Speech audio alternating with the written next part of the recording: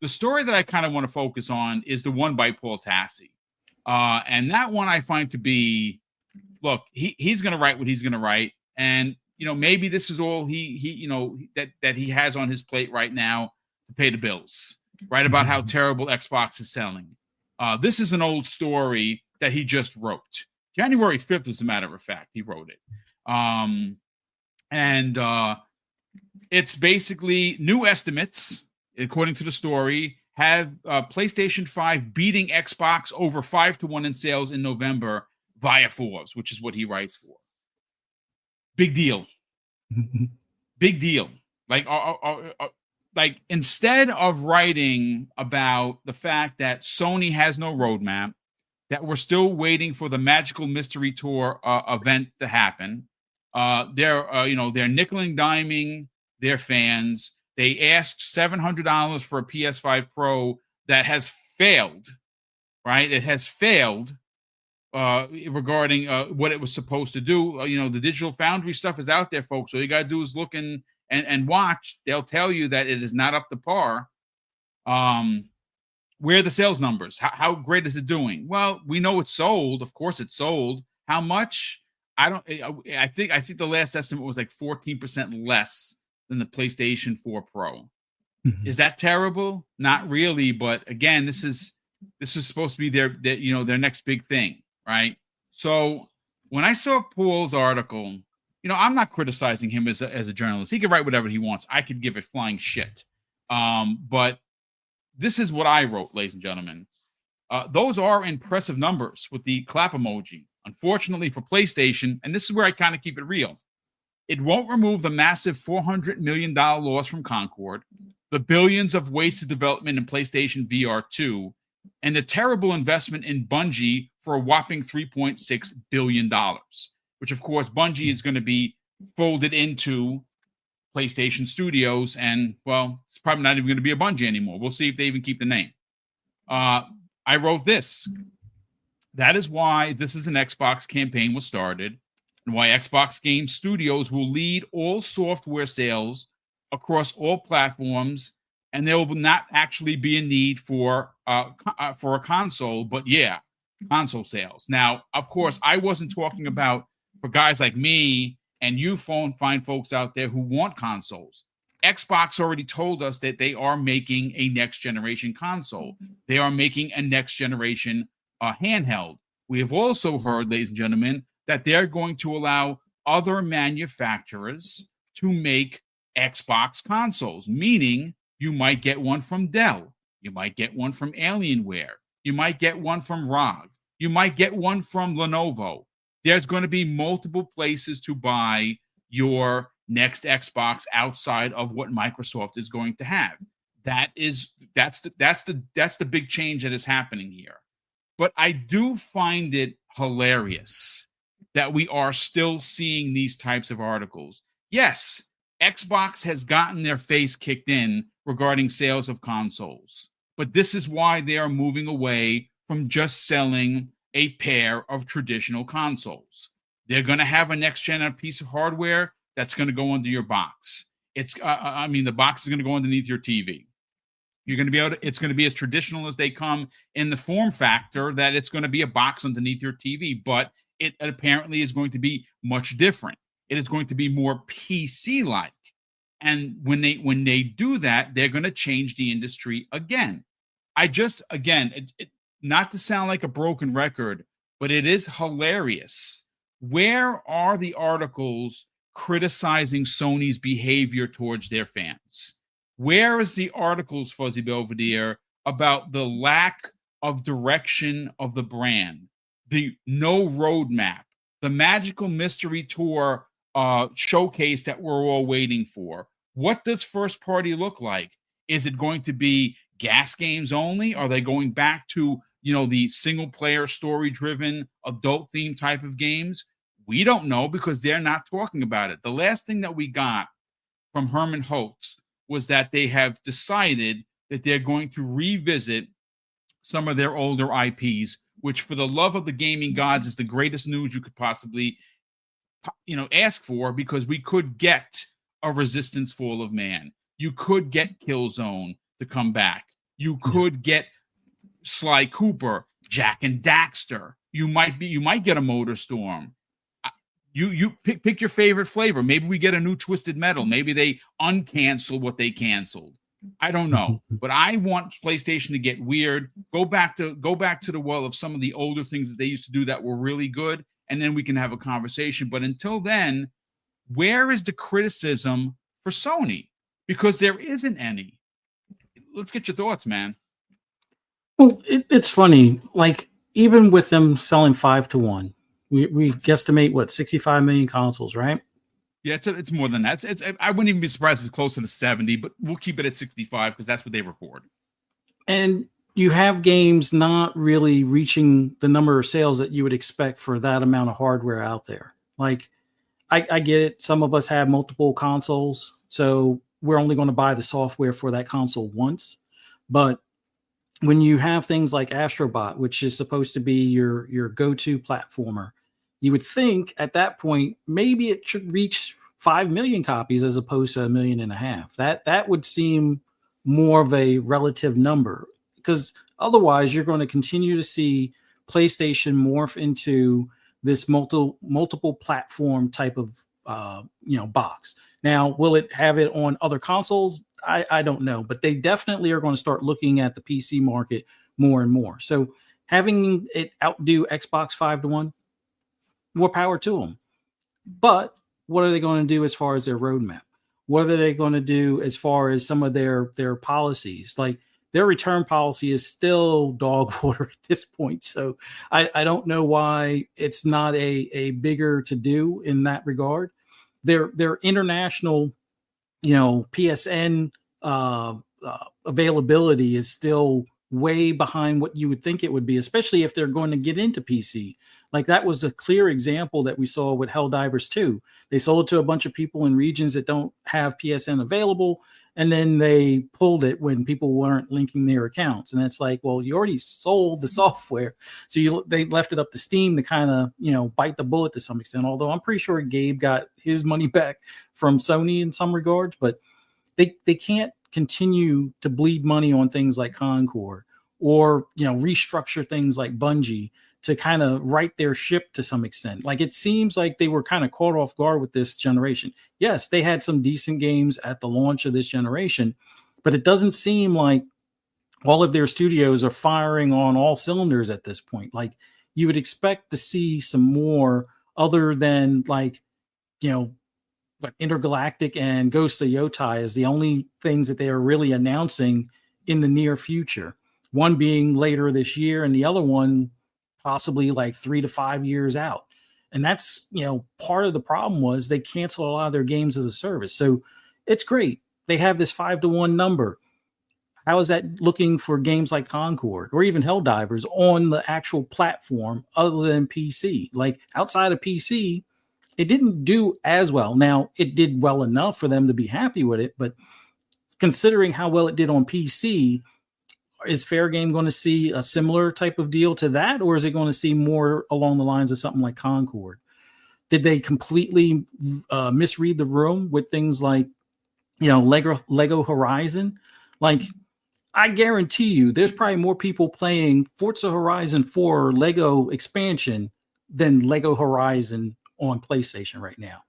And that's a game that's already been delisted. So they can't continue to make these missteps within their walls, as far as, especially if they're looking to be in every household and be able to expand beyond the console. They're going to have to get some things reorganized. But, when news is slow, they always result in a negative story about Xbox. Like, I'm surprised he didn't say anything about the Series S being a potato, or maybe the Series S is the reason why PlayStation's 5-1. Like, usually they put the Series S as the scapegoat to some extent, but I just don't understand why, in a time where we can clearly see the lines between console and PC are blurring more and more, and it seems like that's the next progressive step as far as the future of gaming.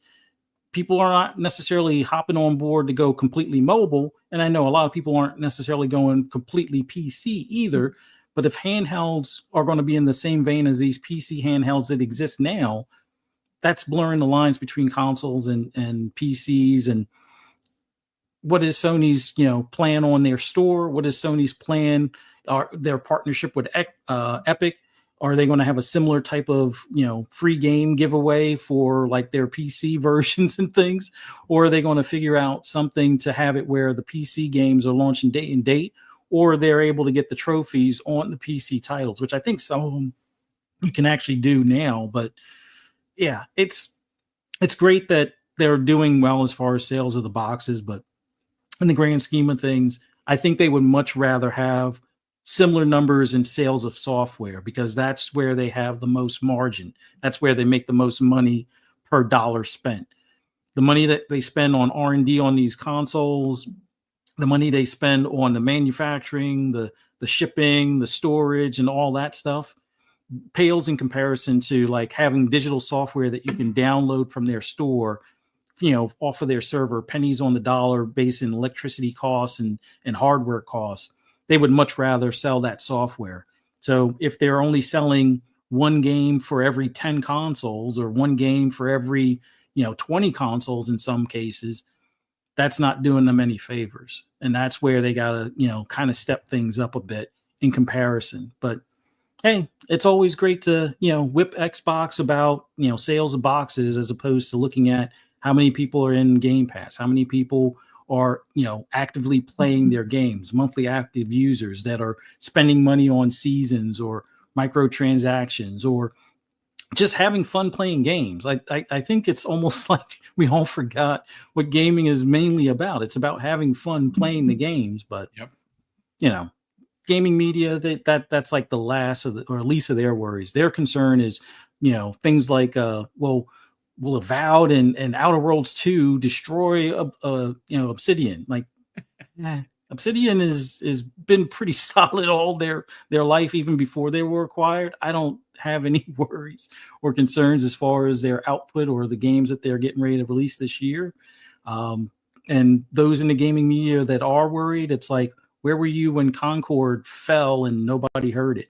Where were you when people were bad mouthing things like the games as a service announcements that Jim Ryan made mention of years ago, that they were going to do 10 or 12 games, and then now that number is kind of sketchy as far as it's been cut down either in half or down to third. So I don't know. I say, from a gaming standpoint, considering how little I played my PlayStation last year in comparison, I would say the concern might be focus on where's Sony's roadmap, focus on what new IPs they're working on beyond Intergalactic. What other games are they planning on remasters? Can we get remasters that are above and beyond 5 years? Stop this bull crap of remastering games that are or barely they haven't even reached a decade. Like, that doesn't seem like that's remaster worthy. Sure, you could do an upgrade between console generations, but they're charging you full boat price for that, and it just, I don't know. Maybe I'm one of the few that sees that as a scummy move to some extent, but I don't know. There's not enough concern for PlayStation. But then again, they've been solid on their own, and when the writing falls off the wall, then they'll be like, oh no, who saw this coming? With Sony possibly being acquired. Like, I still think their best hope for the future is somebody like Amazon. Not necessarily Google, but maybe Apple possibly acquiring them. But people look at me sideways whenever I say that. So, Another interesting point here. You use the word or the phrase "scummy move," right? So, as a PlayStation fan, right, you pay $160 a year for your premium service, right? mm-hmm. We already know, and this is the running joke, you don't get MLB The Show day one. Hell, you don't even get it at all, right? That's in Game Pass day one, which is laughable.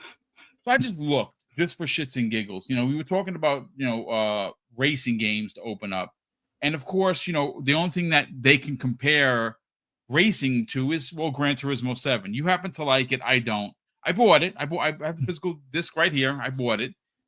Didn't care too much for it. Very, very heavily microtransaction for sure.